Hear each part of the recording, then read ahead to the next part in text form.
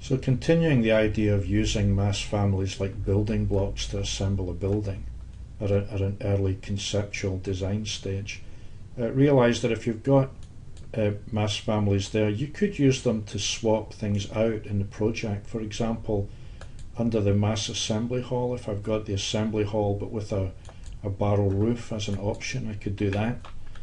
I could also use mass families for other things, not just activities. I can use them for anything I want, but the example I want to show you is if I say let's import a family, and I'm going to go back to my folder and look at forms. Right? So I could be thinking about solar panels, I could be thinking about trees in different forms, I could be thinking about other building components like stairwells or roofs, or things like that.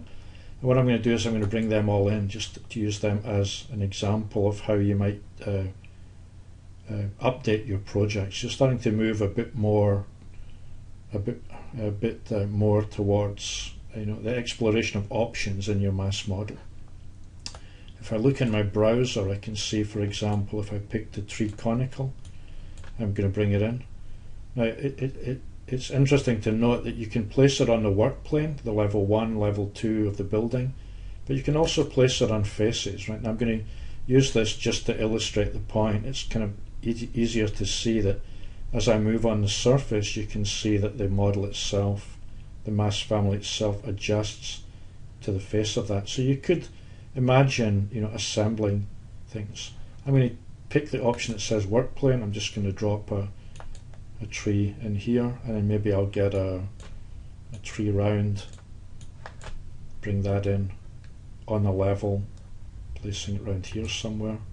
Let me switch on the shadows just so you can see the options there. And then the other options that I'd shown when I brought things in were the solar rack. If I pick the 30 by 8, I can bring that in, and I could start to think, well, now just placing it on a face, you see how that's turning to adjust to the face that I'm placing it on. I'm going to place it on the roof, and for the moment I'm just going to eyeball it in to show how I might go about arranging these. So I might at a later stage be interested in finding out just how much energy do I get from this surface.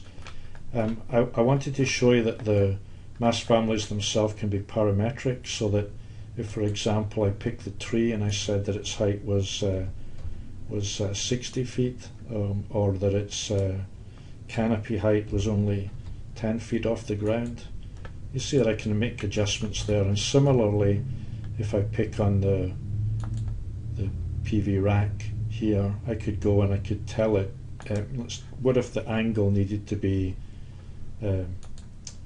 less pronounced, so matching it maybe with the latitude of the site itself. I could adjust the slope